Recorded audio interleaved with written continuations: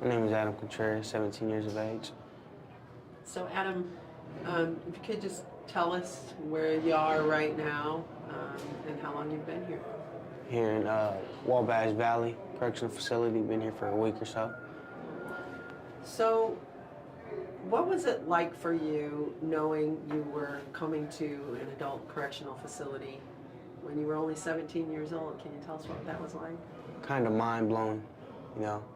Never thought you'd see this picture in life, but you're here now, so ain't no turning back. So when you first got here, what did you think to yourself? Did you think, I'm not even going to try and make friends, I'm just going to walk in and do what I need to do, or what was your mindset when you first got here? If you could just start by saying my mindset when I first got here. My mind was set for, you know, I'm not gonna say really not make any friends because, you know, you can't go anywhere just not wanting to push everybody off, you know, because you gotta stay communicated with people, you gotta socialize with people. But I kind of set my mind for, you know, stay out of trouble, do what I gotta do to get home to my family. And friends are out there, and this just isn't the place for someone to be. You don't have family or friends here. I mean, you might have a couple friends that you had out there, but this isn't the hangout spot. Can you tell us what brought you into the system to begin with? My charges were attempted murder, robbery, burglary, criminal recklessness, possession of a firearm. Kind of crazy. Were you high? Were you drunk? Was there anything related to it that made you? No, just, I'd say, dumb. Just wasn't thinking at the moment, you know, and just went off of, I could have took it in another way. Could have got professional help, which would have been police department or something, but I took it into my own hands and decided to do it myself. Just went the whole other way.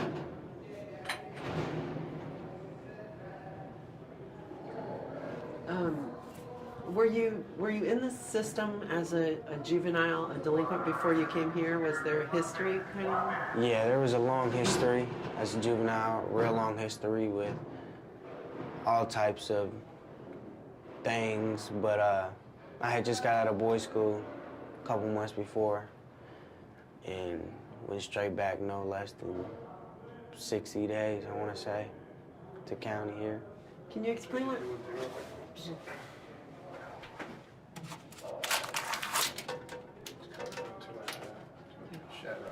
Right here instead.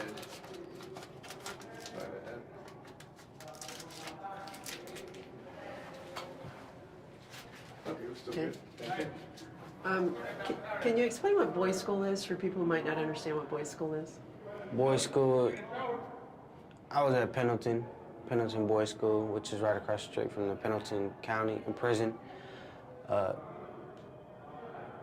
Man, it's, when you go there, you think, you know, you're just gonna have fun, you're gonna do this, you're gonna do that.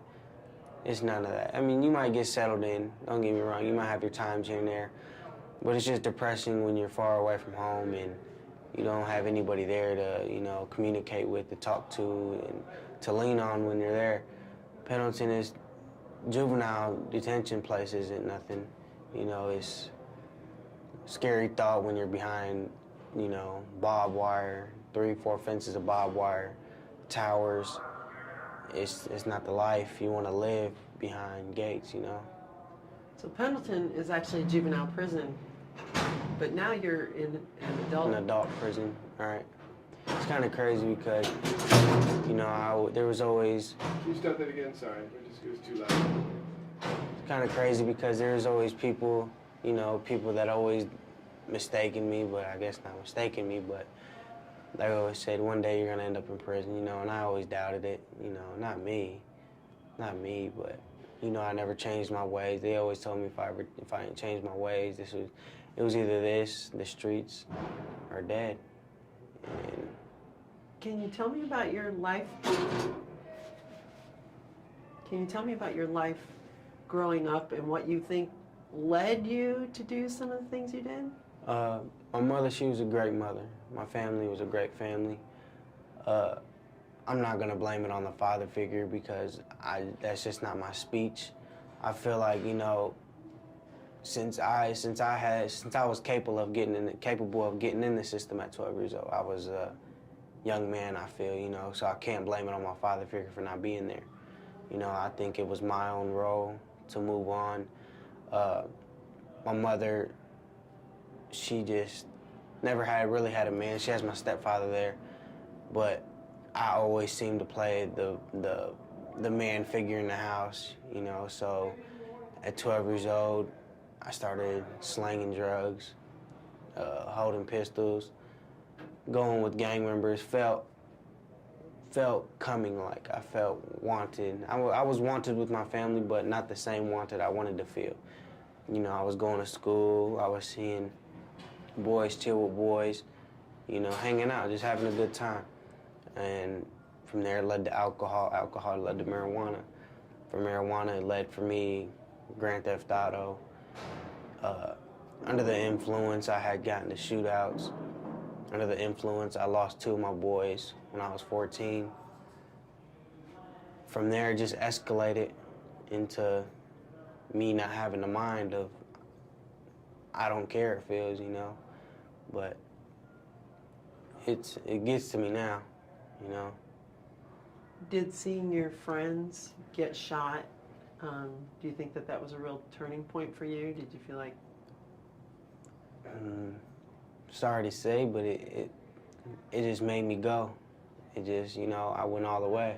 I seen that my boys were just killed.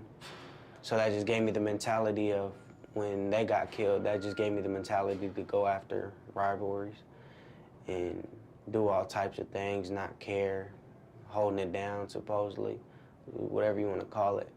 I just didn't care. That's when it got deeper and deeper into the game and the gang activity. So were all of your charges, the attempted murder and all that, was it gang related?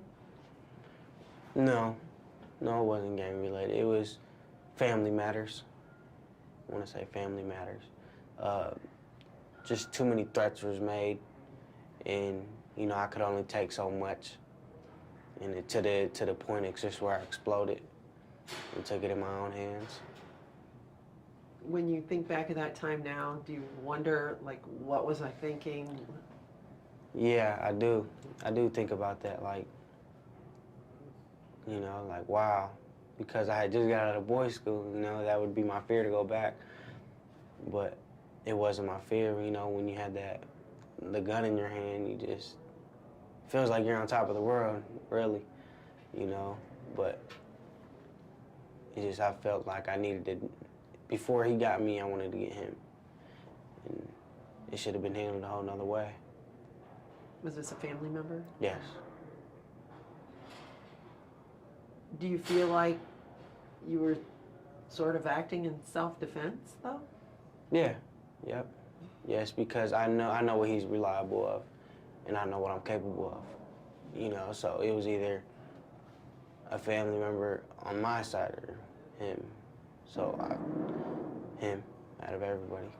Did you try and make that case in court at all, or? On the day I had went to court, I went to court February 25th for my trial date. I had trial, it was in the middle of session. Prosecutor and attorney stood up and said they got a plea agreement for me. If I wanted to take it or not, we can continue on with trial.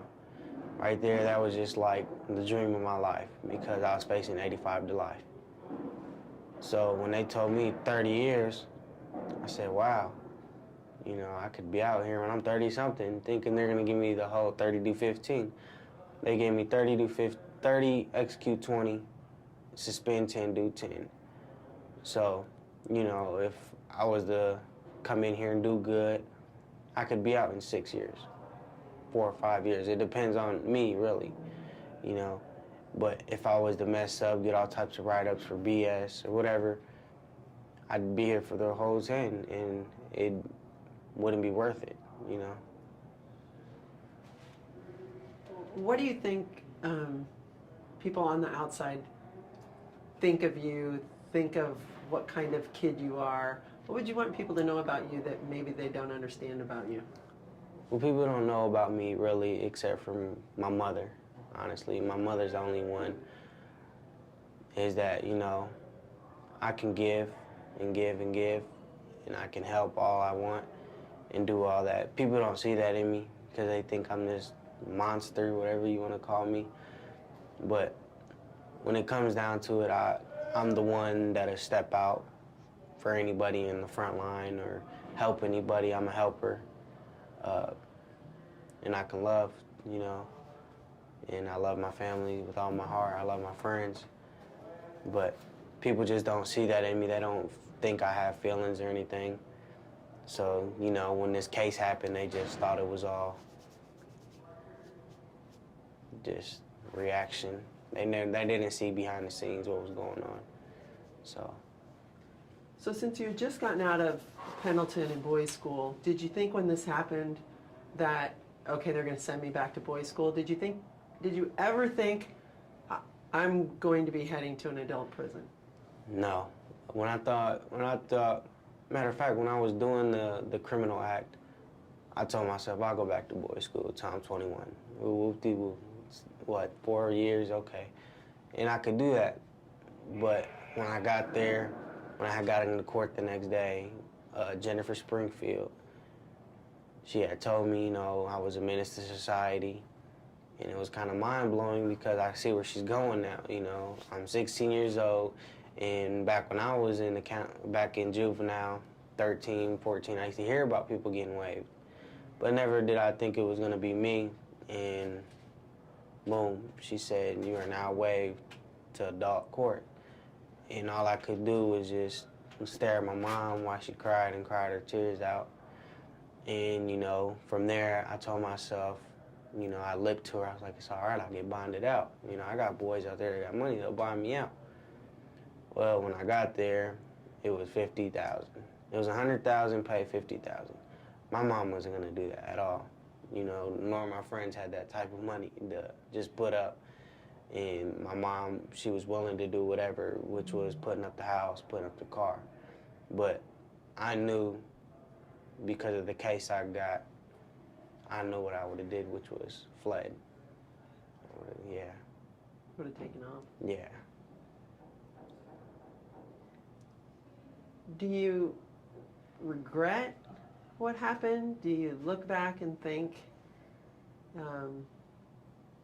man, I wish I could turn back time and start all over? I'm not gonna really say regret because, you know, I don't regret things in life. It's just a lesson learned in life, you know, so I really don't regret anything.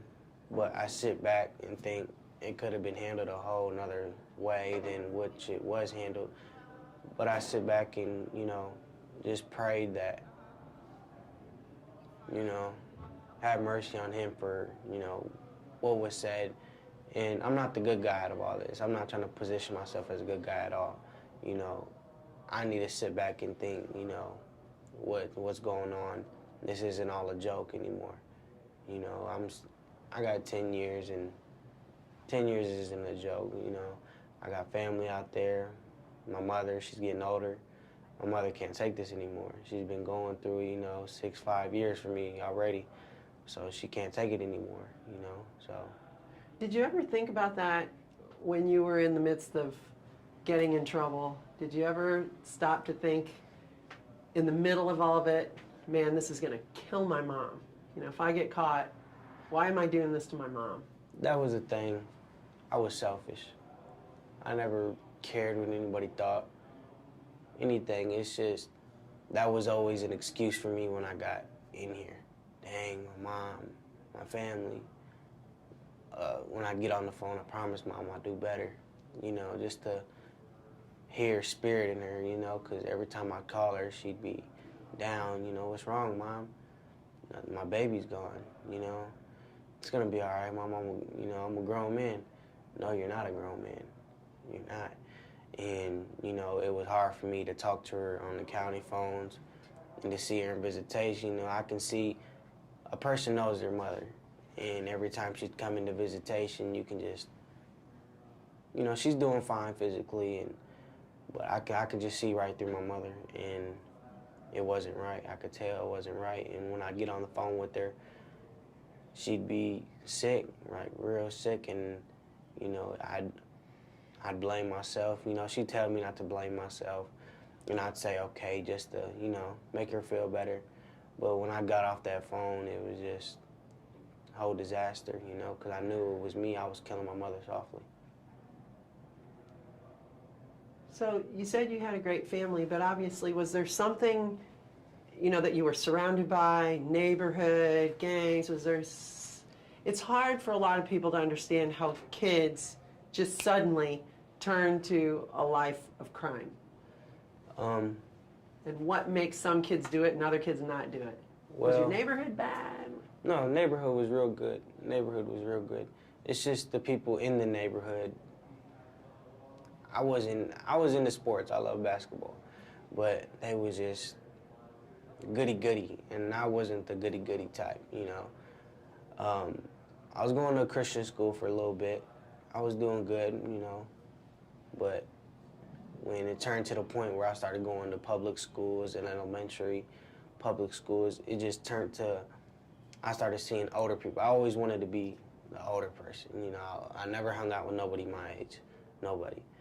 And I seen they was getting money, I seen the cars, I seen the clothes, I seen the women, you know, I seen the guns, you know. It turned me on, like, wow, you know, I want that to be me one day.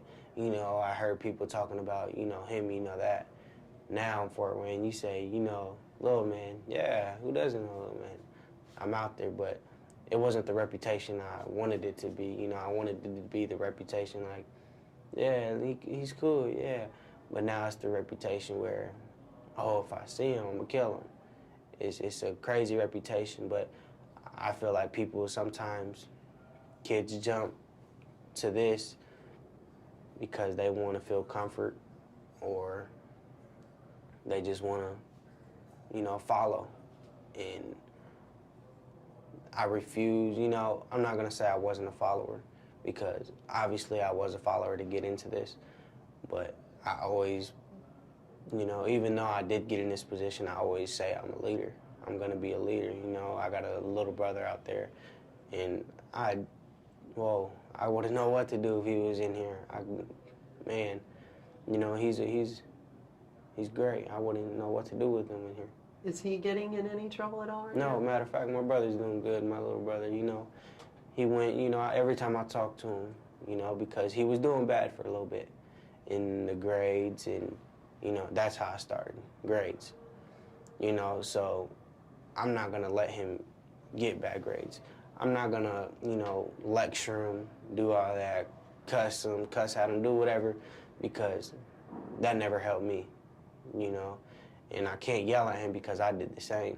You know, I can't say bad, you know, I never did that. No, because I did the same thing. Only thing I can tell him is keep them grades up, boy, and do good. He'll say, yeah, when you coming home, that's what kills me the most. When you coming home, and, you know, he had went to my trial date, and then he heard the plea agreement, and he just put his head down, you know. He doesn't understand what's going on. He doesn't at all. And then when I had called my mother when I got back to the block, I had talked to my mother, and she said, your little brother said that if you'll be home when he's 20.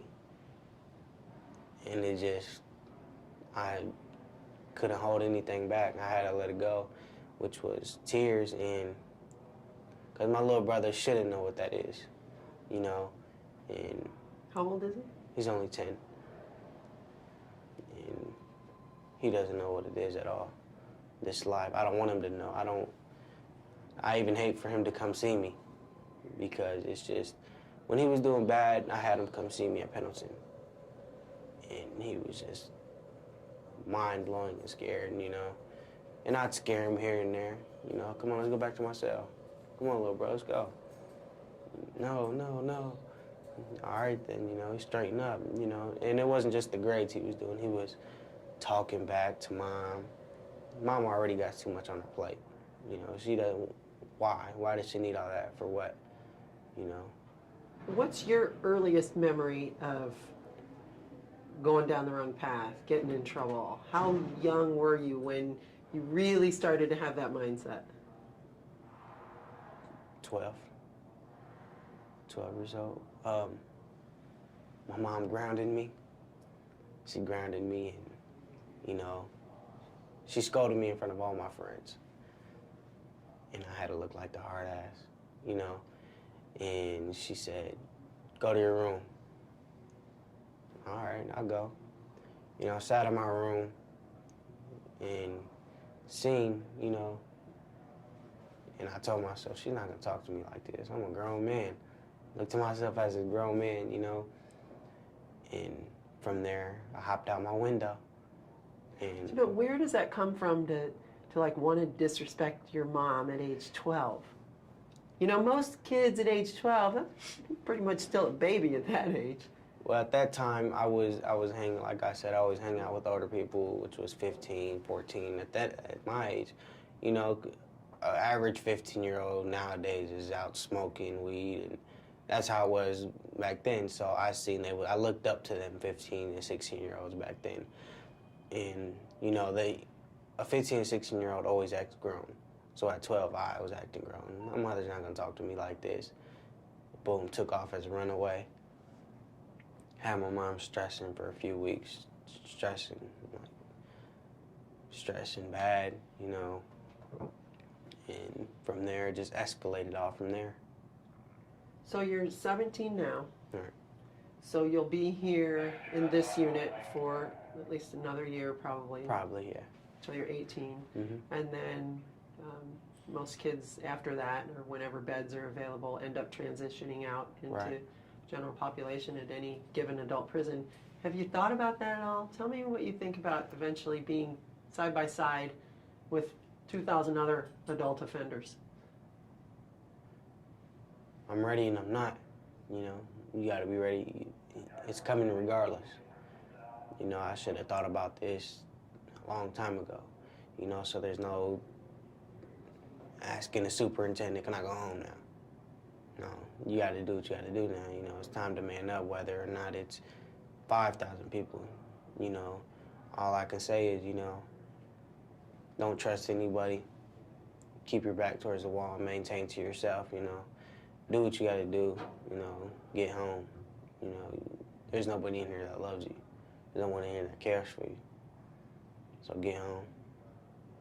Are you afraid at some point that you're going to, if you serve your whole 10 years, that you're going to become hardened to this whole life behind bars and be just another adult prisoner like everybody else? So institutionalized, really? Mm-hmm. I refuse not to. I refuse. My brother's my goal. My brother, my niece, and nephew is my goal. My main goal to get home. My mother, my family is my main goal to get home. And I let them down so many times. I refuse to let them down, literally this time, you know. You know, I still got things to think over. I'm not gonna say I changed overnight at all, no. Because I still got the mind frames of, dang, when I get out, I'm gonna do this when I get out, you know. Oh, my boy got this waiting for me, you know, but where are my boys at? You know, like, where are you at? You know, I got a boy in here that we grew up together. Here at Wabash? Yeah, he's on this block. And, you know, we grew up together, but we've been locked up all our lives. You know, me and him was always in the system. Out of the whole gang, it was me and him all the time together. Why? Why you two? Any idea of what? The fame, that's all I want to say, you know.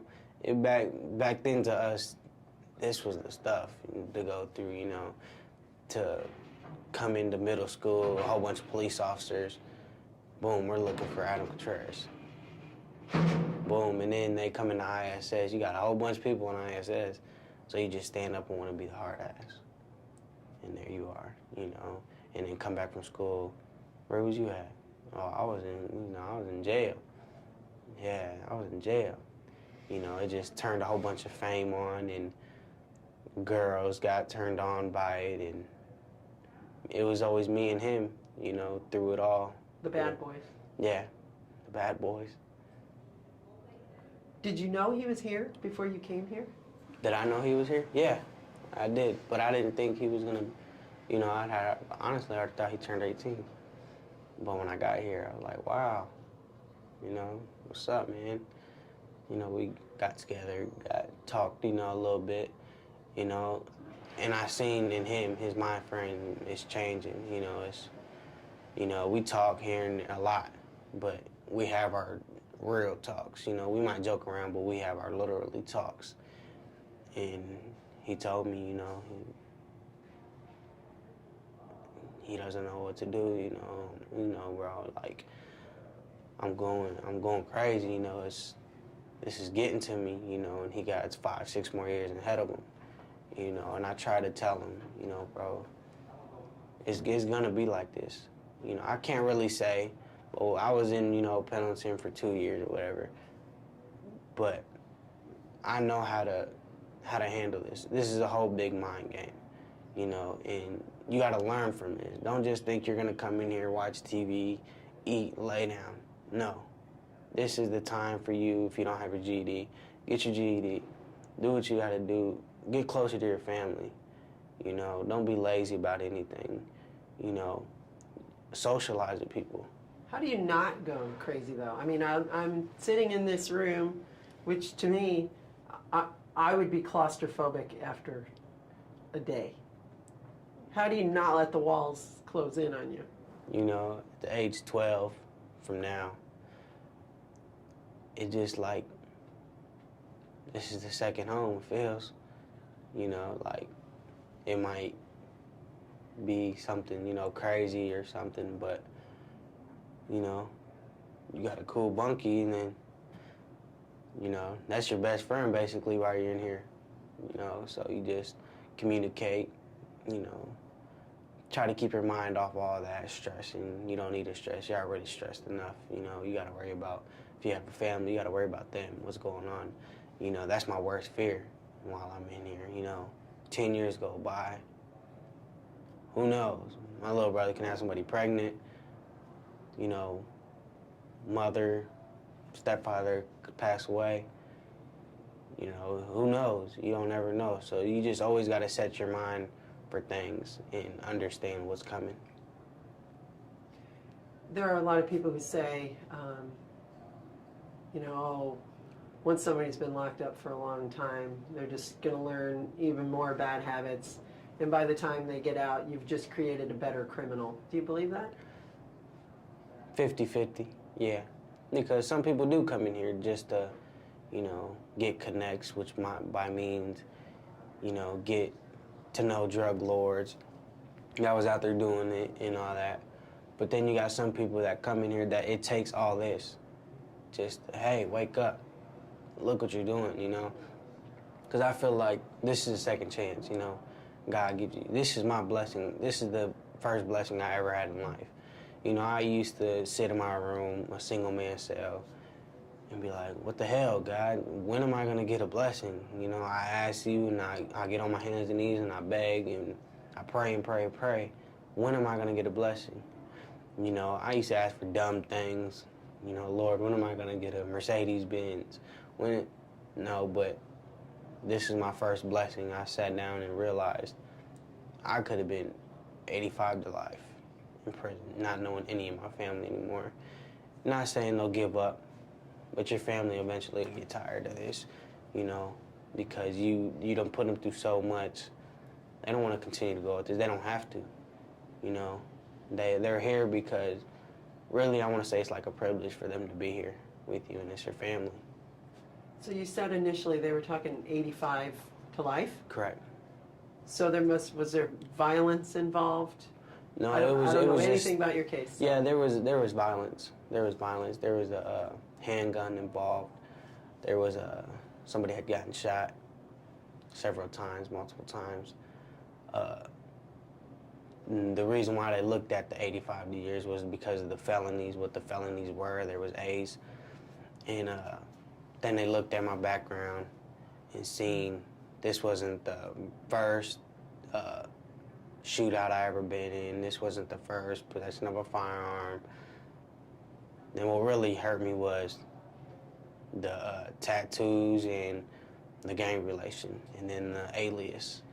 That's what hit it all. That's what just sparked the fire right there. Alias and the gang. What's your alias? Little, man.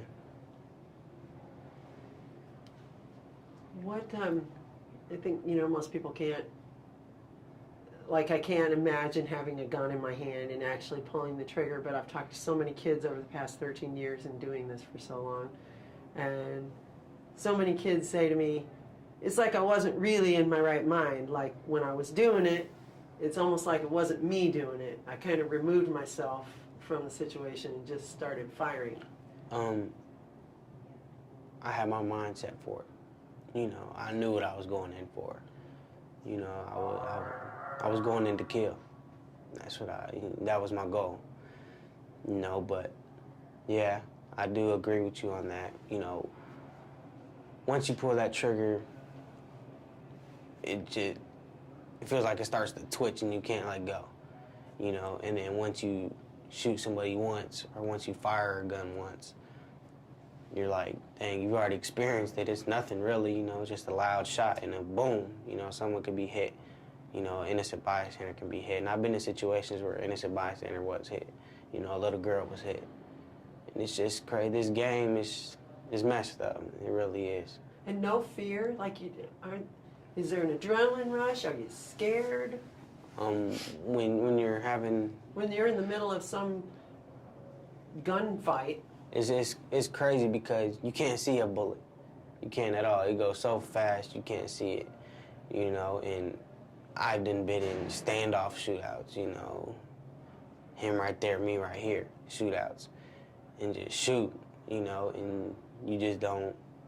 I've been in the big shootout, gang shootouts, and it's like, dang, I'm running and just one of these bullets hit me, it's over.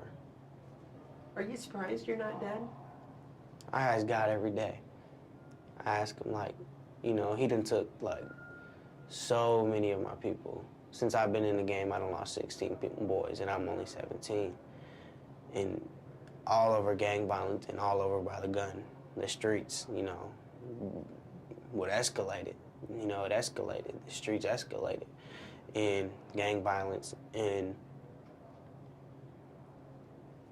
You just wonder where it ends. Right, I ask God, what am I doing right, And my mom always says, you're here for a reason, babe. What's the reason, Mom? You're here for me. And then I'll be like, dang, I am here for you, Mom, I am. But then I look at the street life, and, I would think the gun would have been took me through all the things I've been through, all the shootouts, all the deaths the funerals I've been through.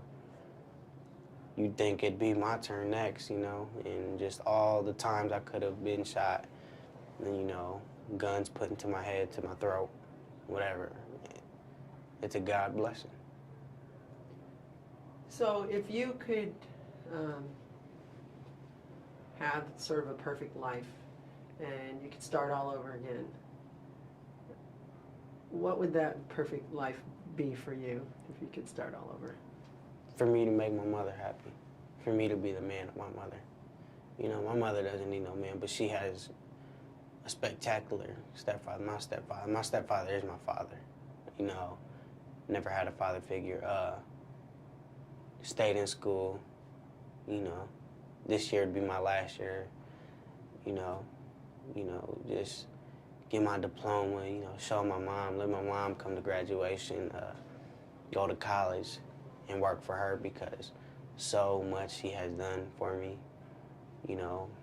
My baby sisters, well, they're older than me, but I call them my baby sisters, because I was the one that always protected them through whatever. I always protected them. They always came to me if they needed something, really to make my family happy, for me to have a stable job, not a street job, for me to understand what life is when I was back then. What would you want other kids in your situation who are out on the streets right now getting into the same kind of trouble you got in, what would you want them to know from room 109 here at Wabash Valley? Man, please stop. I know that each and every person out there has a mother, has somebody that cares for them, whether it's a grandma, a best friend, whatever, that doesn't want them doing this. Nobody wants somebody doing this at all, because you know, I know they probably don't understand right now and probably not really listening, blowing me off right now, you know, but people don't lie when they say it's either this, the streets, or dead. You know, it's your choice, it's your life. I'm not gonna scold you, I'm not gonna do anything. But, you know, I beg you myself, you know, and people rarely hear that from me. I don't want to see them in here. I don't want their family to go through what my family had to go through. You know, this is a lesson learned. They don't want to live like this, you know, 10, 15 to life years, whatever. This isn't a joke, you know. They need to wake up and understand. It's hard to sit here and talk to you and, you know, kind of watch your face and hear you talk and think that this person is the same person who on the outside was gang banging and shooting at people. That's like two different people to me. Do you feel that way? Yeah, I honestly do, you know. Like, could I have trusted, if I would have been walking down a dark alley at night with a purse over my shoulder by myself in your neighborhood, would I have been a target for you? No, no. Because that's what people think. Nope. Yeah, I don't want them to think that at all. They probably do, but no, that's one thing, you know. A woman is a woman, and a responsible man, you know, which would be a man that has a job. A man to me has a job and maintains to keep, you know, his family right. But a target would never be a man, would never be a woman. So you didn't engage in any sort of like random, no, hey, never. Check out that one walking down the street, let's go rob her. Never, never. I've always been the helper on them, you know. I had multiple times to do it, you know, hey, it's tax check year, let's go. No, that ain't me, man, you know. I got families, I wouldn't know what to do if somebody did that to my mother. You know, I always look at the mother, but I don't look at it as a young man pulling the trigger. So yours was more related to gang activity. Gang activity. So I think a lot of people think bad kids, they'll just come rob you at the drop of a dime. They'll break into your house. Don't walk down the street. I'd hate to say it, but them would be probably the ones you could honestly get to help if something was to go on, you know? If, you know, hey, could you watch my house? It just got broken into. Them are really the big eye openers, you know, that stay on it. But if you don't want to trust them, you don't want to trust them. But it is because I know I'm one, you know. But a lot of my mother's friends, you know, was scared of me for a little bit, you know. But until I sat down and talked to them, you know, because they got younger kids. And I've always been the example for everybody. My mom, Adam, get out here.